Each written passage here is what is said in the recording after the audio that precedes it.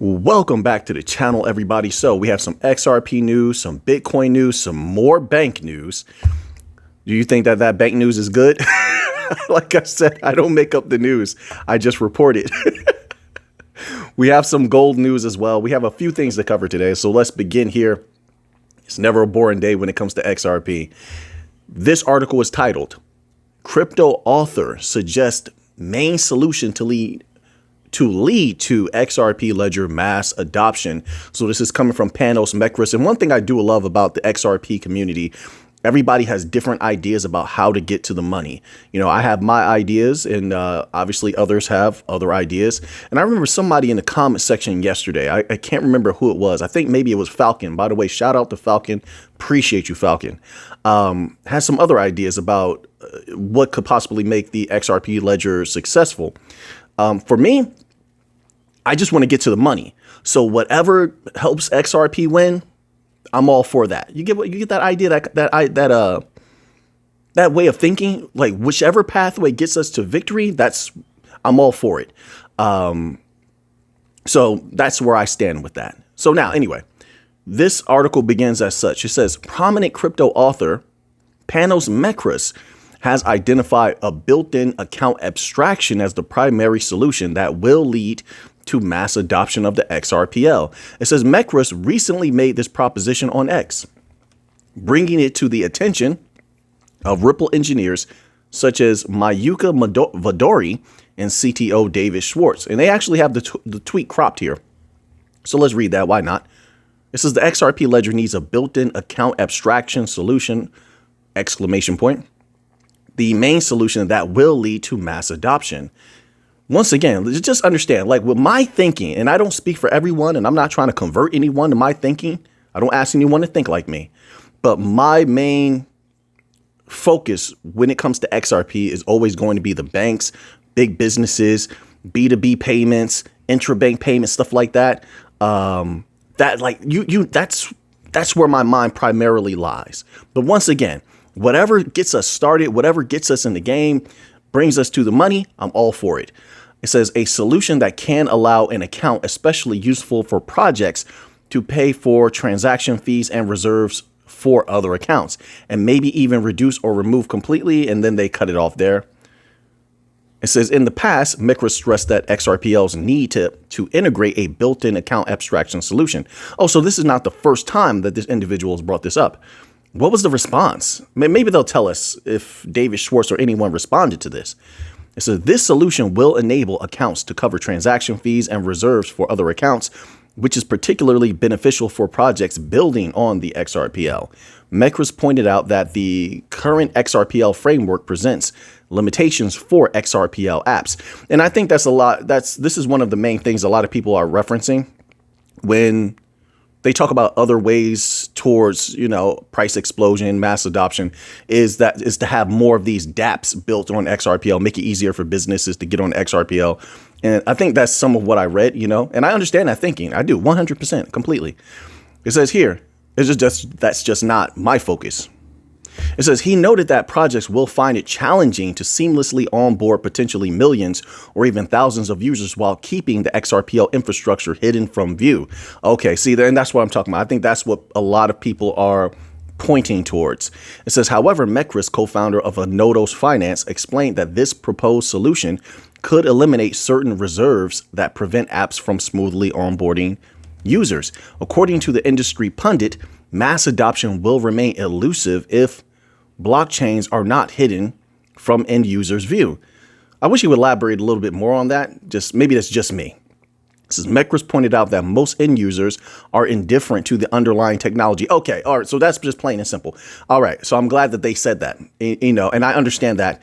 Listen, I said this for a long time. Just make everything streamlined. Make everything streamlined and simple. People don't like complicated things. Make it as easy as possible for them to use.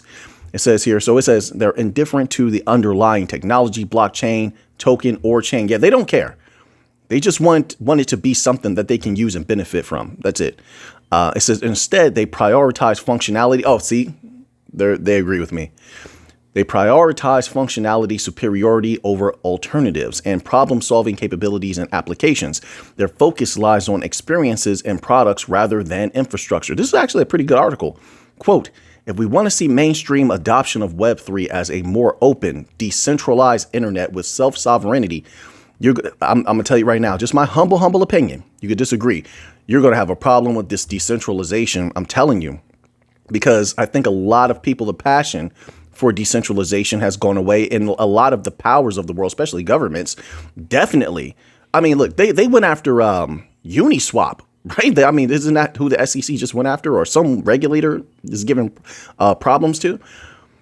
So they're putting pressure on decentralization as well. And as they dominate more and more of crypto, it's going to be lean more towards centralization, or what did they call it in the past? It's like a decentralized centralization.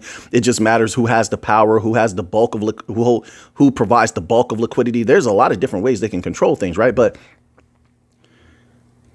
I mean, we'll see. Just my humble opinion. Maybe I'm wrong. It says here, decentralized internet with self-sovereignty. Then we need to do better, unquote, Mekras remarked. You know, I really don't need to comment too much on that, honestly, because that's not something I focus on. I'm not going to pretend to be an advocate for decentralization or centralization. I'm an advocate for people on the bottom doing well, making lots of capital, pulling themselves up, building something, building businesses, maybe making a lot of capital with crypto or any other investment vehicles, and improving their families. Like that's where my mind lies. That's where I think this really has, where crypto really made an impact. Because I saw it with my own eyes. I saw it. You know, there were people starting out and they were coming to me when this is right before I went heavy into crypto. This is before that 2021 bull run popped off. And I remember, you know, we would have these like groups and we stand around, we're talking about the stock market, things like that. Things were going great. But there were people they were just starting businesses, all right, from scratch. So there was a lot of us converting over from stock market and going super heavy into crypto. And I remember some of those people going heavy into crypto and doing very well with crypto. And it was like, boom, then the bull market popped off. So what they did was they took a lot of that capital that they made from crypto and they built their businesses up, and their businesses are doing great now. So I've seen it. That's where my mind is when I think about crypto and blockchain, not really decentralization. Centralization is like, okay, is this still a viable way for people to make insane gains and build better lives for themselves? Like, so that's how I look at it, you know. And then I'll let the others concentrate on decentralization and all that type of thing. That's their thing, all right? And they have good reason to do so. I understand the reasonings, all right? So now, let's move on here. What is this article? Oh, more accumulation of XRP. We reported on this a little bit yesterday. I guess it's continuing.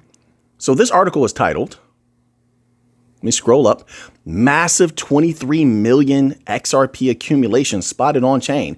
And yesterday they reported a lot of different accumulations. But like I said, we've seen that before. And when things are low and you're expecting things to take off like a rocket at some point, and if Bitcoin explodes, it will. Then when you have massive accumulation like this, let's say this is not related to something with Ripple or big companies.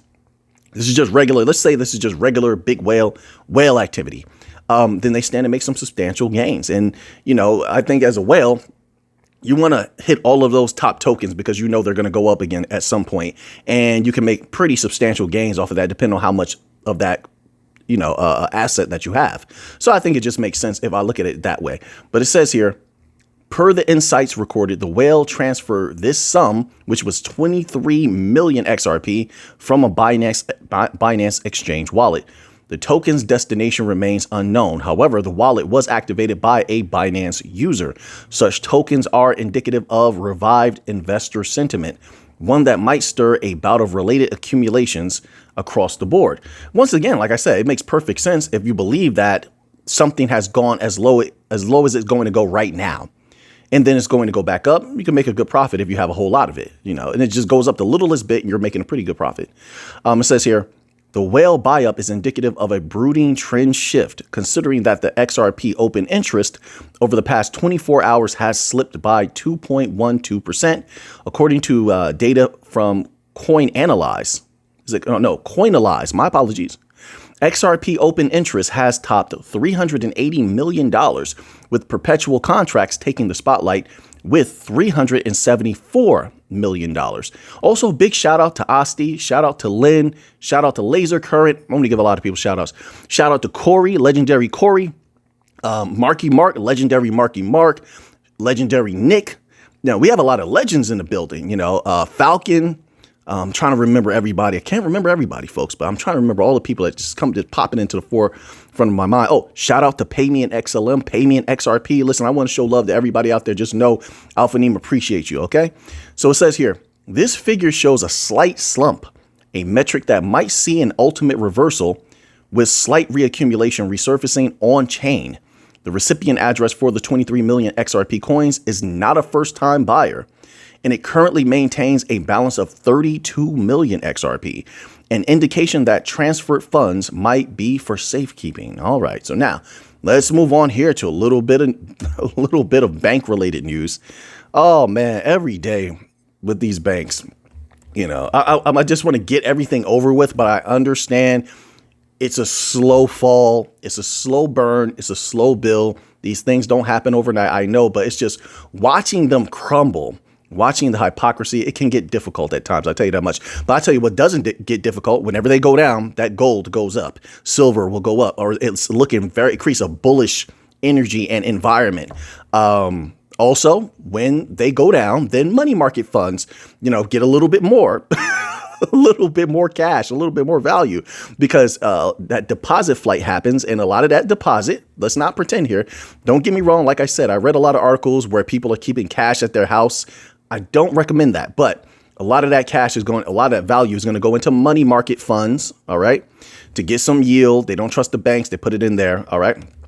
And then, of course, at times, not always, at times, if the dollar isn't crushing crypto and if U.S. treasuries, aren't absorbing something from crypto, as I forgot which one it was, but some U.S. treasuries were increasing in yield. So that's going to absorb some. That always pulls some from crypto. Crypto is like the first one where that value abandons where that value abandons it. And then it goes into like U.S. treasuries and such. Right. It's an extreme risk asset. Right. But so when that's not happening, then sometimes that value can make its way into crypto, and I think right now, if people were going to put it somewhere, probably going to put it into Bitcoin right now, because once again, they're starting to get that slow push with Bitcoin from the legacy system where they're like, oh, well, we come get it from us. We're safe. That whole spiel.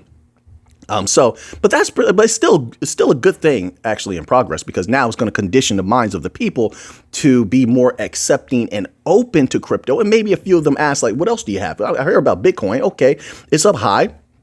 What else do you have that's down low that in the next 5 to 10 years could take off? And that's when you start maybe at some point in the future with a little bit more clarity, you start having more of crypto being suggested. And that's going to bring more capital to crypto. Remember, there's a lot of money that's not in the game.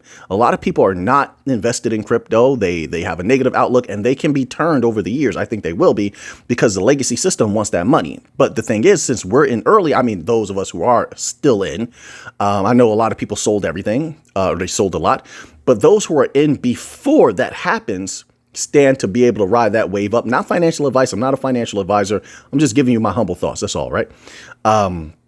But that time period will, I believe, come where there's a tsunami of capital coming in from not traditional, but like regular people who are not in crypto yet. And that's a lot of capital just sitting on the side there. And then not to mention, always keep in mind the cash on the side, right? That these billionaires claim that they just have on the side waiting for something that didn't go into the stock market. I'm going to keep saying that, because just realize that it has not gone. It's been a year.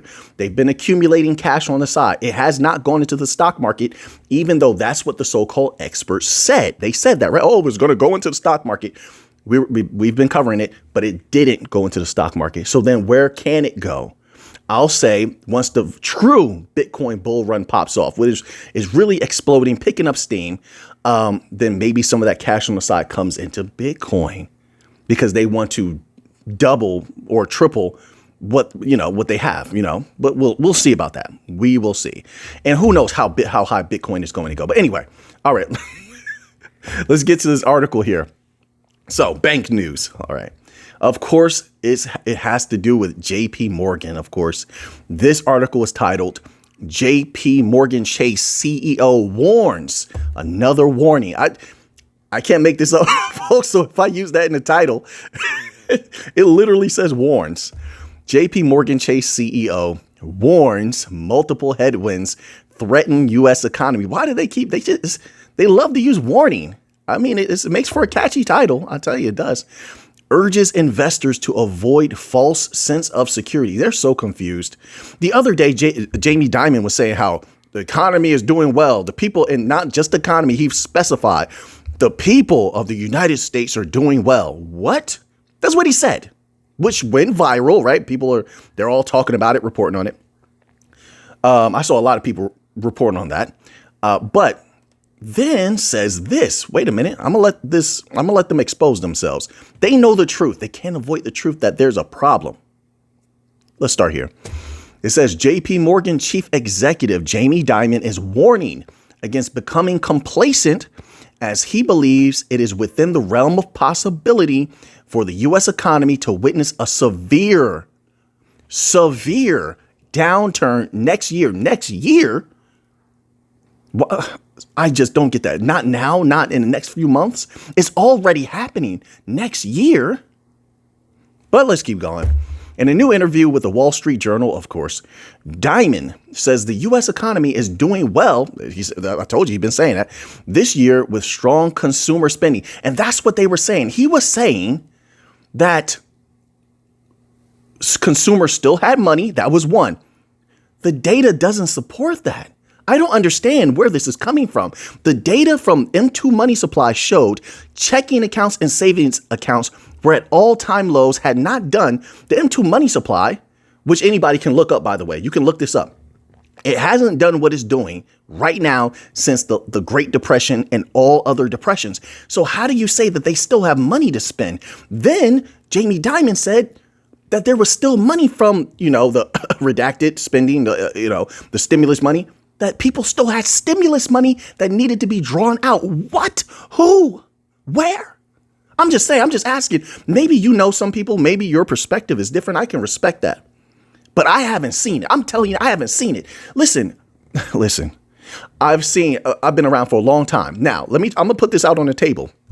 It's just my experience. It doesn't have to be yours. Now, people who were buying all the expensive cars for their children before and for themselves, now I'm watching. They're not doing that. They're getting used cars now. You know what that, and I'm seeing that in a lot of places that are doing well. They're doing well. So what does that mean? That means even the middle class, the upper middle class is tightening their belts. I've seen it with my own eyes. So I'm just giving you my experience. I can't tell you what your experience is. But the upper middle class is tightening their belts. They're not buying their children just straight out of high school. They're not buying them out straight out of high school, Mercedes-Benz anymore. I've witnessed the change. So from what I see, yeah, I'm not only in the data, but in real life, I'm witnessing the difference. All right. So anyway, see, articles like this, it gets me excited, but it gets me fired up at the same time. It says, he says the U.S. economy is doing well this year with stronger consumer spending. That's another thing. I am not pro spending. I'm not. You're not going to hear that from me. I'm not the guy that's going to tell you if you hit it big in crypto, because a lot of people, when that bull run pops off and they're making all that capital, they come right to you. Oh, I made this amount. Let's buy some Lambos. Let's get a mansion, stuff like that. I'm not that guy that's going to tell you that at all. I'm the person that's like save, protect your value. That's it. Save and protect your value. Maybe you make some good investments over the long term to really protect your value. You know what I mean? But I'm not one of those people that's an advocate for being a consumer or for risking too much of your value or, no, not at all. It says low unemployment. Now that's really, really interesting right there. I'll say this. A lot of people are coming out of college right now. And listen, all of this you can research yourself. All right. The interviews are out there. The articles are out there. These people are coming out of college. They have bachelor's degrees. They have master's degrees. We're talking about people that are in the computer field, technical fields, right? And they're not doing very well. They're doing a lot of interviews and they're witnessing and experiencing those ghost job postings. All right. The companies are interviewing. It makes them look good. The data looks good in the economy, but they're not actually hiring at a high clip. That's not happening. So that whole thing about unemployment, that's a slippery slope when you're talking about data, and trying to correlate that with reality. The numbers can tell you anything that the controllers of the numbers want them to tell you. You have to actually get on the ground and find out what's going on with the people. And this is a lot of here's the thing too. It's a lot of young people. They're like from their 20s to 30s. So now that's definitely going to have an impact. And that's not to take into account all the mass layoffs that have been happening this year. We used to cover that heavy. We haven't covered it in a little while. But the mass layoffs that have been happening this year, they're continuing. Not highly reported on, definitely not by the mainstream media. So I take all that into account. Let's continue on. It says here, and the stock market trading close to record highs. Okay, let's scroll down. He makes it sound so glorious in the United States right now. It says here, but the JP Morgan CEO warns that the economy's strength is mostly driven by fiscal spending. I'll tell you one thing, though.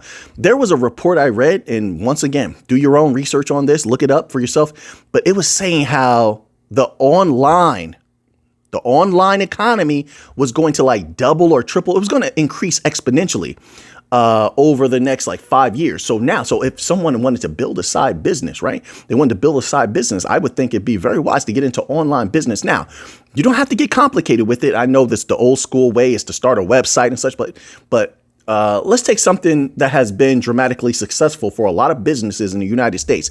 Let's take something like the TikTok shop, right? It makes it easy to sell a product and you don't have to have your own website, the typical store, things like that.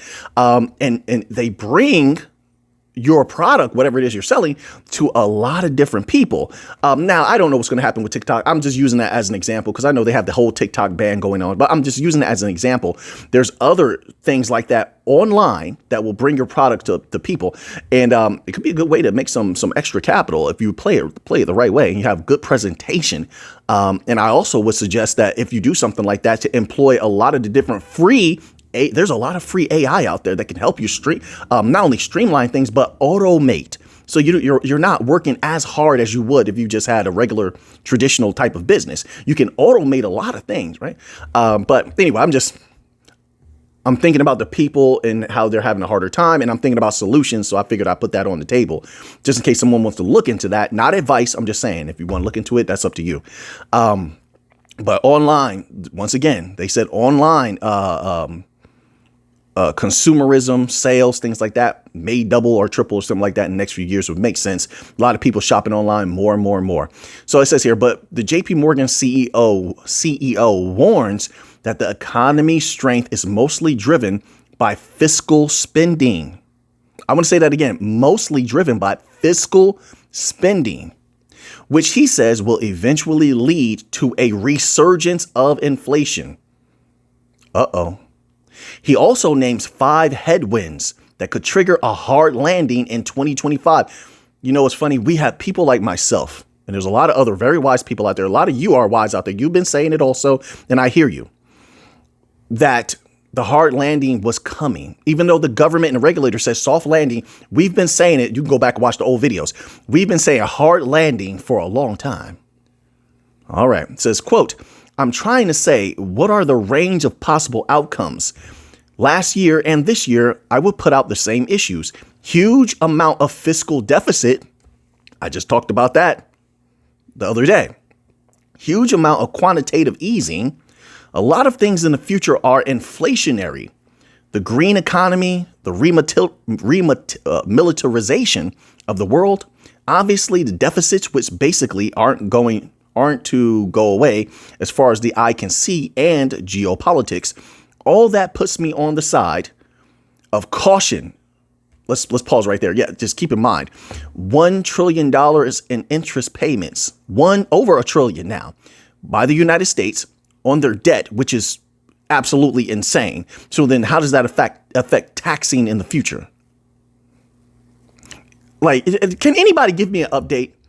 I haven't researched this. I've been so busy, folks, man. Let me tell you, Alpha Neem's been working hard. I've been putting in a lot of work, folks. So I haven't had all the time in the world to do the research like I usually do on other things. But if anyone can, give me an update on these bills they're trying to pass on possibly taxing unrealized gains. Now, wait. Now, this is something that was visited like 2 years ago, and then it just went away, the whole taxing unrealized gains. So it's not a new idea, but I'm hearing that maybe there's some kind of new bills or something coming out about that. Like, just if you know anything, just drop something in the comment section and I'll see it. I see a lot of comments. I can't see them all because there's so many that YouTube floods you with every day. When you're a content creator, you don't get them from just one video. Like, they give you every comment from every video you've ever released all at one time. Like, and you just got to scroll through. So I can't see everything, but I see a lot. Okay. So anyway, continuing on. It says here, it puts him on the side of caution that things may not go as well as people expect. What does that mean? I mean, people better get prepared. And I agree with that. This is the first, there's a few times this year Jamie Dimon has been telling the truth as far as what I know. It says, but the odds of a soft landing, the market kind of prices in 70%. I think it's half of that. As a business person, I try to be prepared for all of that, just a little cautious.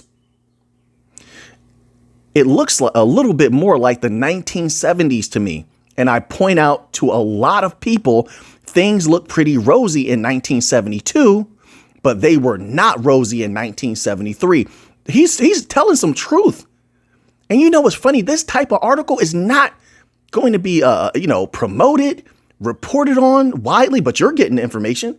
But I'm saying that because I wish that this kind of information was put out there so the people could be ready and prepare themselves just in case. It doesn't mean something's going to happen. It doesn't mean live in fear. But I take precautionary measures just in case. So I'm comfortable now and I can be comfortable then if anything does happen. You know, that whole mind state of I'd rather have it and not need it than need it and not have it. Yes. Think about that. Think that way with preparation, just in case, save up for a rainy day. Rain may come. It will pass, but you have to have an umbrella. You got to be ready for that rain, right? It says, so don't get lulled into a false sense of security. This is Jamie Dimon talking. Once again, I get people all the time telling me everything's fine with the U.S. economy. We're having a soft landing. They're throwing data at me, and I can respect that. They have a different perspective. I can respect that, but I just respectfully have to disagree. And now you have Jamie Dimon telling people, hey, be careful. It says, so don't get lulled into a false sense of security because today looks okay, that tomorrow's going to be okay. So just trying to separate the two. That was a little confusing because the today looks okay. Okay. I see what he's trying to say. Don't get too comfortable because today is good and start thinking that means tomorrow is going to be good because it doesn't. He says, so just trying to separate the two. In 1973, the U.S. economy entered a period of recession. Keep in mind, we already had hit a technical recession was about a year and a half ago, maybe a year and a half ago, something like that. You can look it up. It says where it witnessed high inflation, so even with food prices, through the roof, I'm hearing energies through the roof, things like that. There's still the possibility it could go higher. So what they're talking about really, see how this wording is very, very peculiar, manipulative, in my humble opinion, right? You could disagree with that. What they're really talking about, since we already have stagflation, I've saw articles about that today confirming there's stagflation. I called that last year also. I said there was going to be stagflation. Now we have stagflation. And you could just see that coming a mile away just from the numbers and the data or the information, rather. I don't know how you want to phrase that and put that. But anyway, so what they're talking about is hyperinflation. That's what's important here. They're talking about a possible, he is talking about a possible hyperinflationary environment. It says, and high unemployment. Wait. Oh my goodness, he's dropping a lot here. It says, and high unemployment at the same time. Well, listen, if it's going to be like 1973, like he believes it could possibly be, people better really get ready. You know, it says the economy did not show signs of recovery until 1975. So that's a lot of good information to have. All right, moving on here. That was a good article. I had fun reading that article. It was very informative. So anyway, now I like articles that make me think. So now let's see. Oh, man. I hate to follow the bank news with some SEC news, but we have to cover it because it could affect all of crypto. You know, Ethereum is a major part of crypto. Nobody can debate that. So whatever's going to be happening to it is going to affect a lot. It's going to shift things if they really attack Ethereum hard. But this article is titled SEC and Gensler believed Ether was a security for at least a year. They're building up, folks. It says in April 2023, Gensler refused to answer repeated questions on whether the SEC believed Ether was a security. I don't know why they have this picture here of him sitting on a chair looking like he's on a king's throne. No, we don't do that king stuff. Nope. I throw you off that throne, Mr. Gensler. No disrespect. It's not personal. It's just business. But no, I don't depict any man sitting on any king's throne. Not going to happen. No. Anyway, I'm sorry, that just stuck in my mind. Consensus lawsuit against the United States SEC has uncovered more information about the SEC stance on Ether.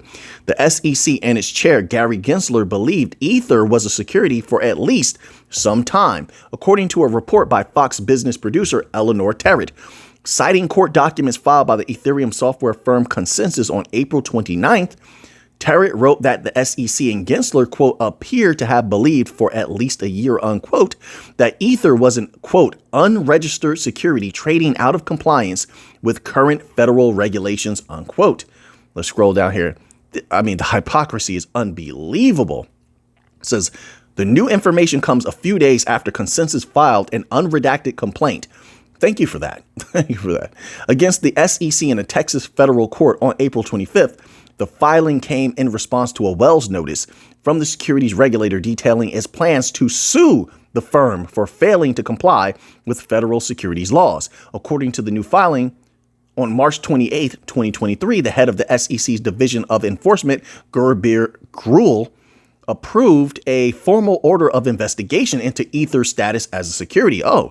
The investigation, known as Ethereum, quote, Ethereum 2.0, unquote, investigation, reportedly authorized enforcement staff to investigate and subpoena individuals and entities involved in the buying and selling of the cryptocurrency. Citing anonymous sources, really, with direct knowledge of the matter, who's the anonymous source? Terrett noted that subpoena recipients were instructed by the SEC to keep the investigation strictly under wraps if they wanted further details regarding the investigation. The quote, Ethereum 2.0 investigation was reportedly based on the SEC's belief that potential unregistered offerings and sales of Ether occurred since at least 2018. Please, Ethereum, like Consensus, you're doing what you need to do. Whoever's going to be involved in this, please be ready to fight. And please fight. Fight. Because it looks like they're going to go for the jugular. Anyway, it says, don't bend the knee. Stand up for yourselves. If the Gensler SEC finds Ether to be a security, it will contradict prior SEC guidance under former Chair Jay Clayton. Yes, and please use that. That's what I'm talking about, the hypocrisy. It says in June 2018, the director of corporation finance, Bill Hinman, stated in a speech that the SEC's position that Ether alongside Bitcoin was not a security. The new filings disclose that the 5-member commission approved the Division of Enforcement's, quote, Ethereum 2.0 investigation on April 13th, 2023. We'll leave off right there with that one. Let's move on here. We have more news to get to. There's a lot happening today. We got a little bit of Bitcoin news. This should be good. I love some nice, warm Bitcoin news. It's delicious. It is. I don't know. If you've been following the channel over years, I don't know why, but when I talk about money, it's like I speak about it like it's food. It's delicious. That's just my way, like I enjoy a good meal. So it's one of my favorite things, and Oh man, let me tell you, before I get into this article, I'm going to share this a little bit, man. Let me tell you, have you ever had a disappointing cake? You ever had one? Listen, I eat very, very healthy, actually. But once in a while, I have to have a little bit of cake. And so I was longing for some cake for like a week and a half. I was like, all right, man, I need to get some chocolate cake. So I'm looking for a place that makes some delicious chocolate cake with a high rating. I order from this particular place. Now I order one of those mini cakes. You ever had one of those mini cakes? I order one of those mini cakes and I'm hoping it's going to be good. I forgot what it was. Maybe it had like fudge on top, something like that, whatever. It gets delivered to me. It looks beautiful, beautiful cake from a place that's very reputable, has a great rating. I open it up. I'm like, oh man, this looks really good. Sniff it because it has to have that good smell to it. It has to smell delicious. Oh, smells good. Looks good. I cut into that cake. I take a bite of that cake. That's me. That's my fake cry. I'm sorry. I don't cry too good. That's a little cry. Just picture a tear running down my eye. When I tasted this cake, folks, let me tell you something. It almost had no flavor. The most beautiful cake, almost no flavor. I need that sweet, rich chocolate. You know what? It takes you to a heavenly place. You're just like, oh, yeah. Like, you know what I'm talking about? You can't even describe it. It tastes so good. That's what I wanted. And this cake was just, it had no flavor. I'm talking about almost zero flavor. Very disappointing. I said to myself, I'll never order from this place again. I can't do it. I can't do it. Oh, man. So anyway, I'm back on the hunt for some delicious chocolate cake. Yeah. Until I listen, I'm persistent with everything in my life. If I want to achieve a goal, I'm going to do it. I'm not going to stop. I'm going to find a better way to achieve that goal. I'm going to find a good restaurant to make some good chocolate cake. But anyway, now, you know what from the past? Now, this is a restaurant you wouldn't even think had good chocolate cake. You wouldn't even think it. Now, I'm talking about I'm going to go old school with you. All right. So strap in. Now, if you remember back in like maybe 93, 94, 95, those years around there. Oh, yeah, there was a little restaurant. It was called KFC. Any of you familiar with KFC out there? I don't know who's where. We got a global audience, so I don't know what's where. That's why I got to ask. There was a restaurant called Kentucky Fried Chicken. They had a chocolate cake. And let me tell you something. Like, see, I don't see stuff like this too much anymore. This chocolate cake, get this, it had chocolate drops inside the chocolate cake. It doesn't stop there. It had frosting, like some kind of, like, it looked white, like some kind of white drizzled frosting. It didn't taste, was it vanilla or was it just a sugar frosting? Whatever. It had the frosting on top of the chocolate cake with chocolate drops inside. And on top of that, from this fast food restaurant, that cake was actually moist. It actually tasted fresh. And when you bit into that cake, some of my old schools, please tell them how good the cake was. The cake was so good, you fall in love. Yeah, you go to this place in the sky where you're flying with birds' wings. Oh, listen, when you get chocolate cake, it has to be good chocolate cake. It should take you to a divine realm. Take it from old Alphanine. So anyway, what channel is this again? What channel is this again? Is this the AI channel? No, it's the crypto channel. I remember. I'm just joking around, folks. All right, let's get back to this article here. So the Bitcoin, I know. This is the Bitcoin article. It's titled $800 billion bank doubles down on record Bitcoin price projection for 2024. Standard Chartered's head of digital assets projects that $100 billion flows into ETFs will drive a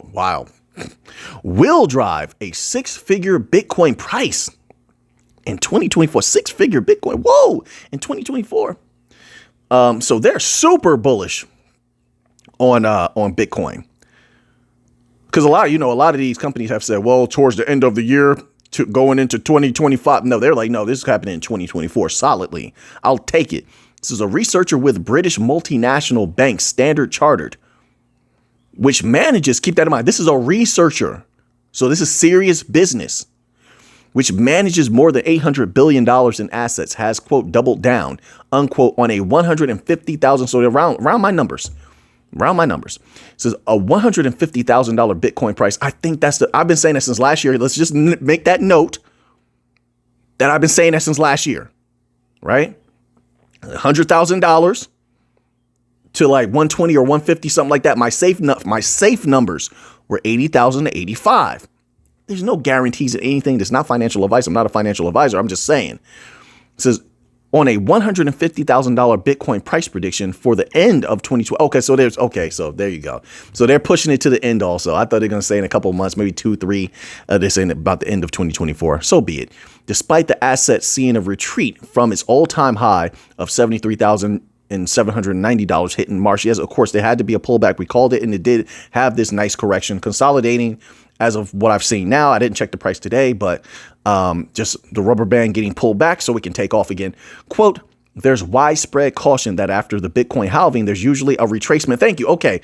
So at least they're showing that that's normal. It says, and some boring price action, unquote. Yes, but then after a while, it takes off. That's how the 2021 bull market started. After that halving, well, you know the rest. You know the history. Crypto analyst Scott Melker noted in the video above, quote, but that's not stopping Geoff Kendrick, the head of digital assets research at Standard Chartered, from saying we'll get 150,000 Bitcoin by the end of the year, unquote. Of course, this is just a person's opinion, but if that were to happen, I would not be shocked. I would not be surprised. So we have some more articles, but I'll put these other ones inside the members only section. OK, so until next time, now that you have that information, I almost messed up my outro. Now that you have that information, what are you going to do with it? I know what I'm going to do with it. So until next time, everybody, let's get to the money.